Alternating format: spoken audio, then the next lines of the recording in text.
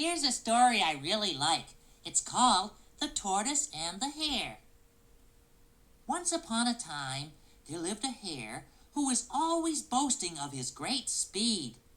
"There is no one in the forest who can run as fast as I," he said as he strutted back and forth before all the other animals.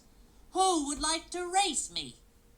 Tired as they were of his boasting, none of the animals ever offered to race him until one morning the tortoise got up from where he had been resting, stretched out his stubby little legs and said, "I will race you, Hare."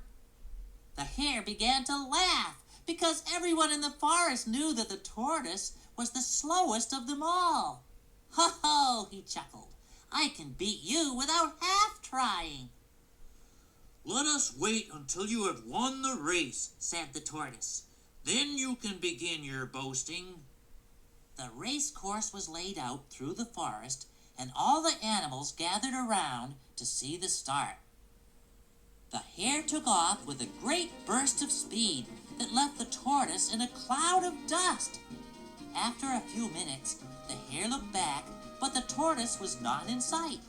He sat down in the shade of a big tree and decided to wait until the tortoise came into view. He soon became bored with waiting, began to yawn, and finally, he fell asleep. Meanwhile, the tortoise was plodding along the hot, dusty road. He moved ever so slowly on his stubby little legs, but he never paused for a moment.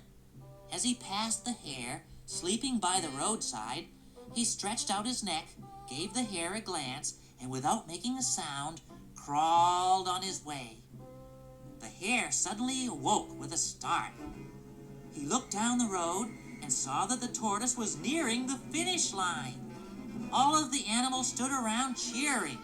He jumped to his feet and tore down the road after the tortoise. But by the time he got there, the race was over. The tortoise had won. The hare had lost the race by being careless and overconfident.